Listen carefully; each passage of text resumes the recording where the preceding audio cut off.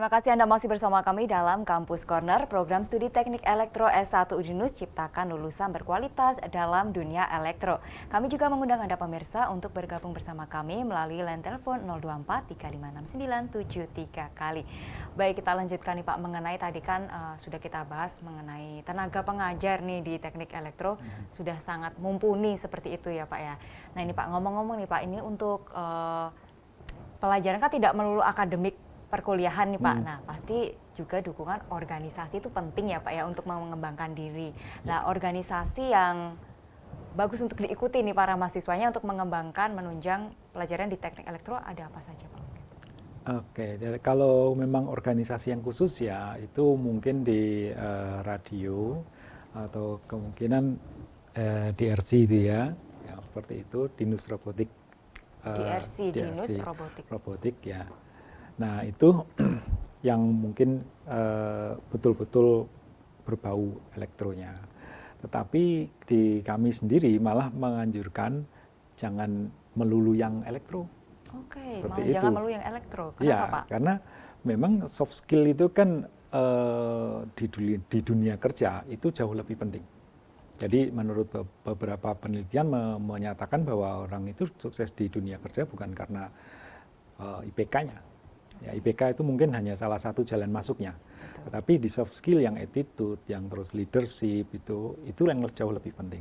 Maka di kami malah menganjurkan, sangat-sangat menganjurkan mahasiswa ikut organisasi apapun.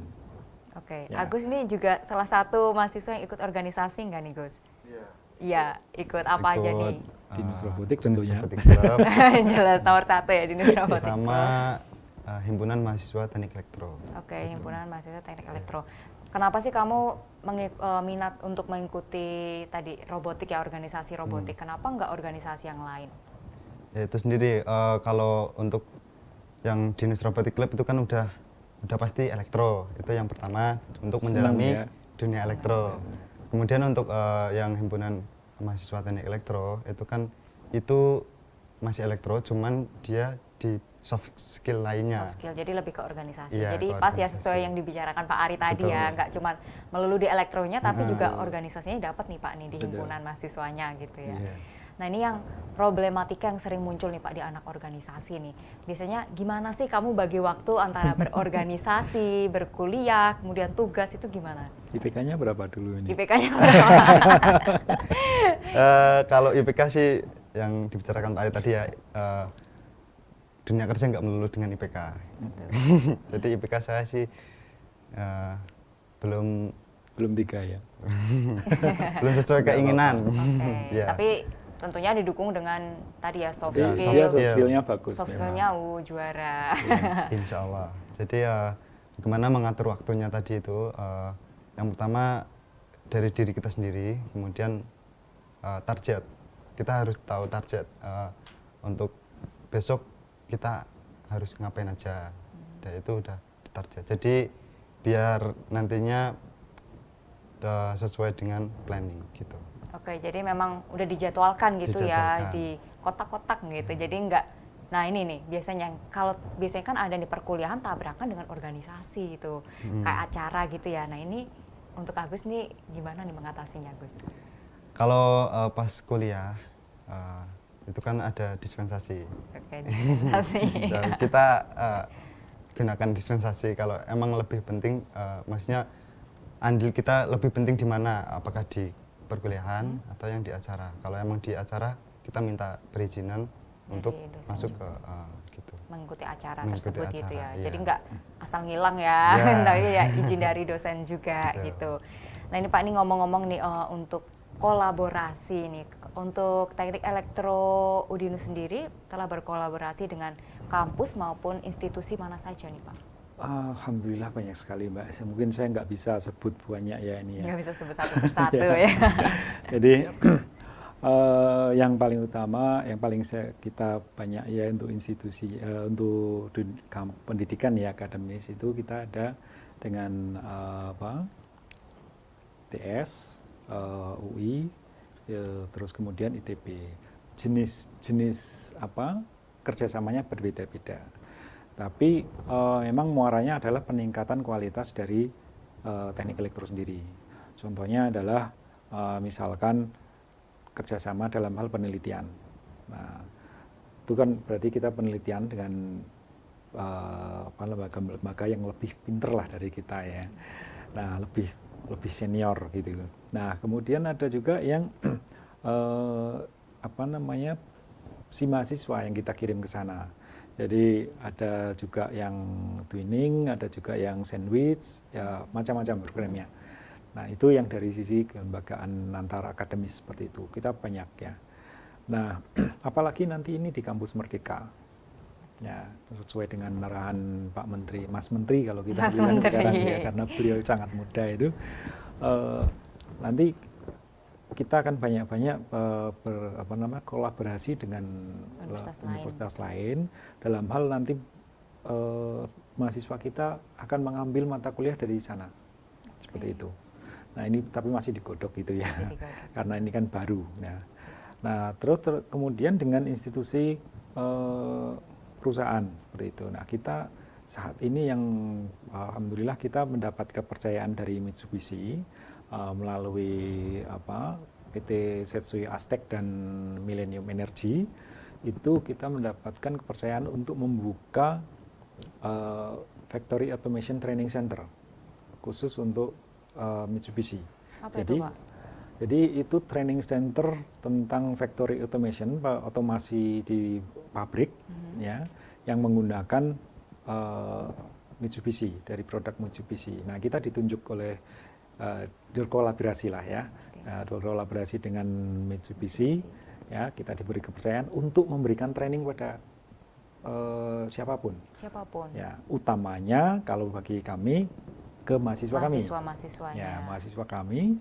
Tapi lebih luasnya adalah dengan misalkan industri-industri di sekitar kita. Kalau ada karyawannya yang pengen menambahkan skillnya dalam hal factory automation, bisa mengambil short course di kami, seperti itu. Nah, mahasiswa kami dan alhamdulillah kita dapat kerjasama itu, mahasiswa ini nanti lulusnya itu akan mendapatkan sertifikasi dari Mitsubishi. Gitu. Jadi dia akan sudah pasti bisa mengoperasikan produk Mitsubishi ini. Tadi ya, karena di salah satu mata kuliahnya elektronika industri itu mengajarkan itu. Gitu. Kurikulumnya juga sudah kita serap dari Mitsubishi. Jadi memang sudah bisa dapatkan sertifikasi, jadi mahasiswa bisa mengoperasikan itu. Agus bisa ya mengoperasikan ya?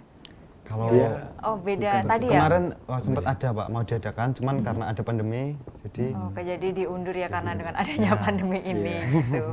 Tapi nanti ada itu ya. Baik Pak, kita sekarang beralih nih Pak membicarakan mengenai mahasiswa yang berwirausaha nih, sesuai dengan visi misi dari Udinus. Nah, untuk dukungan dari Prodi sendiri mengenai untuk mahasiswa yang berwirausaha seperti apa nih Pak? Kami sangat mendukung itu ya. Cuman hanya saja tetap kita beri pemahaman bahwa itu penting tapi lulus dulu. Jadi itu, harus balance ya Pak ya. Balance juga. Balance usaha jalan, kuliah juga jalan dong. Agus ketawa ya Agus. Karena Agus juga salah satu mahasiswa yang berwirausaha, memiliki usaha. Nah, di pemerintah itu ada program KBMI ya.